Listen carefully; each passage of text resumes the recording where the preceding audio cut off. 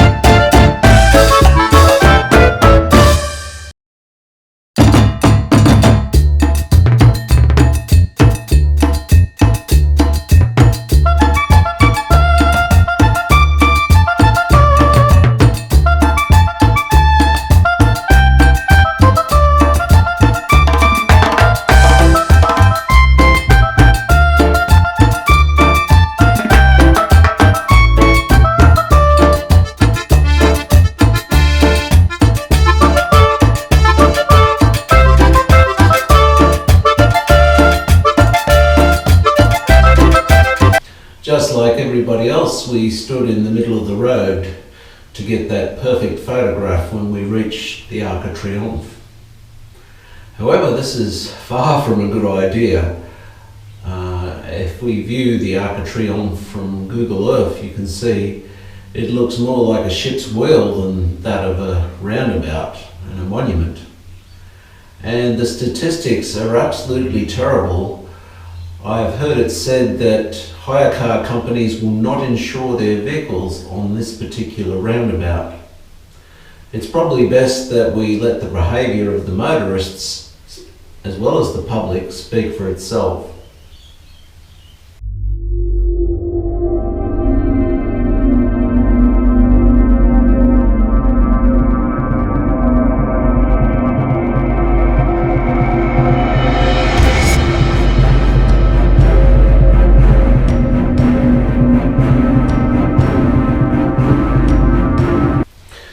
I'm happy to say that there is a safe walkway that takes you underneath the roundabout. But before we have a look inside, how about a look at the history of this marvellous monument?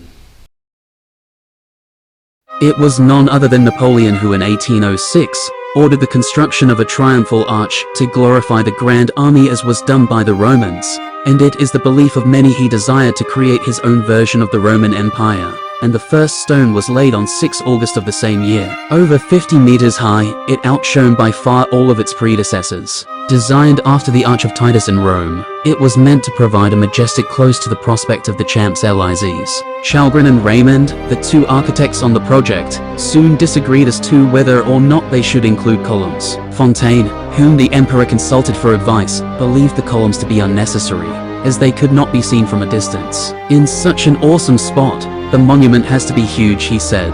Then by an imperial decree passed on 27 March 1809, it was Chalgrin who won the day, and the official project became his. In 1810, Napoleon and his new wife Marie-Louise entered Paris, passing underneath a full-size model of the intended arch, made of wood and painted cloth, and built on the foundations of the future arch. The fall of the empire in 1815 brought the construction work to a standstill. Building was resumed in 1824, and the arch was finished in 1830, and opened on 29 July 1836. It did not, however, receive its official consecration until 15 December 1840, when the hearse bearing Napoleon's corpse passed underneath the arch. On 2 December 1852, it was Napoleon III's turn to ride under the monumental archway. Queen Victoria did the same in 1855, when she attended the reception given in her honor for the Universal Exhibition of that year. More dramatically, the arch became a campsite for the Prussian troops, after the defeat of Sedan and the fall of the empire.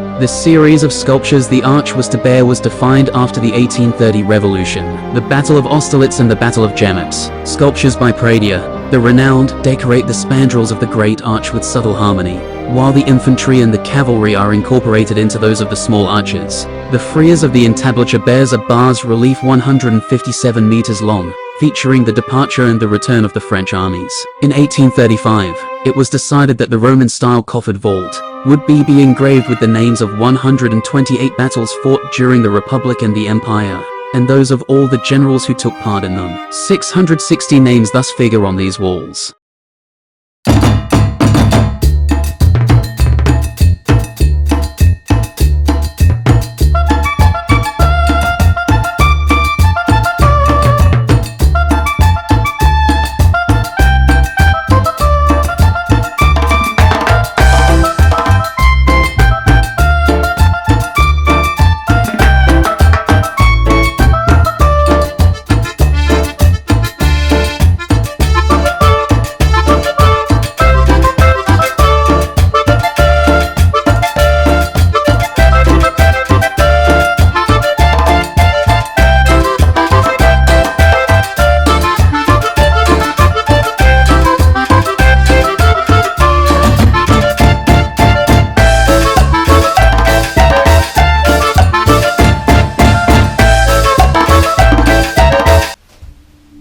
It is perhaps natural that over time sites evolve, and when you arrive at the Arc de Triomphe you are greeted by an eternal flame and a plaque dedicated to the horrors of World War I. And not many people know it, but the Arc de Triomphe has a sister.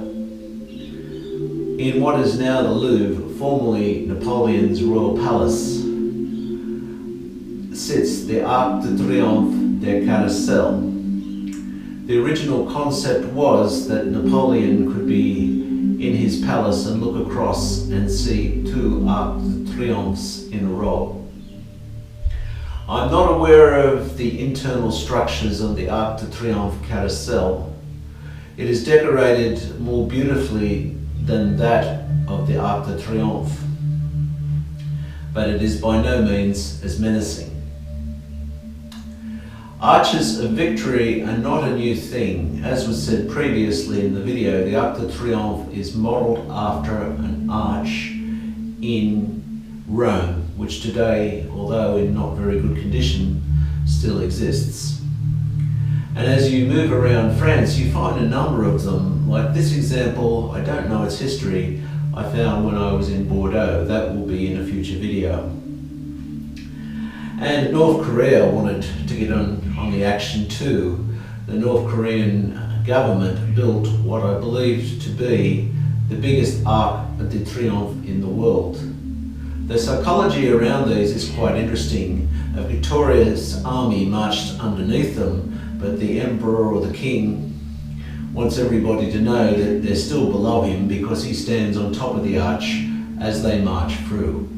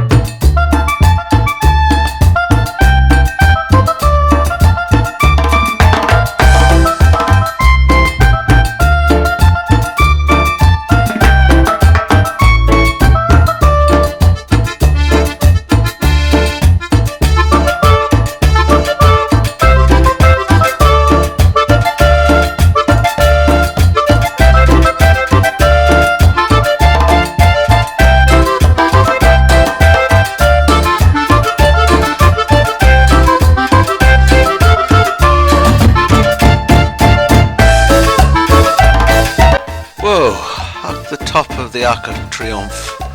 Well, almost. I'm not to the terrace yet. There's all sorts of information here. It's an amazing display, but sadly most of it is written in French.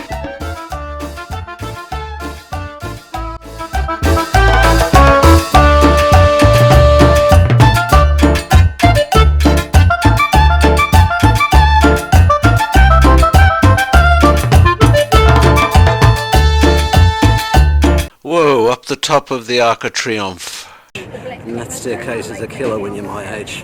You can probably see the Eiffel Tower in the distance. It is worth the €13 because it costs a lot of money to come here.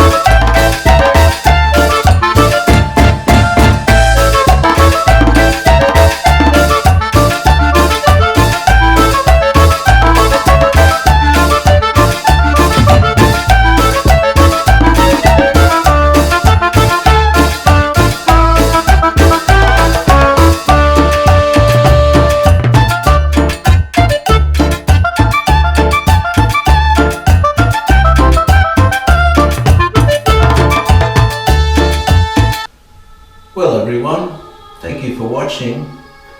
I've enjoyed making it. I hope you've enjoyed watching it. Please subscribe and like, and there's plenty more to come.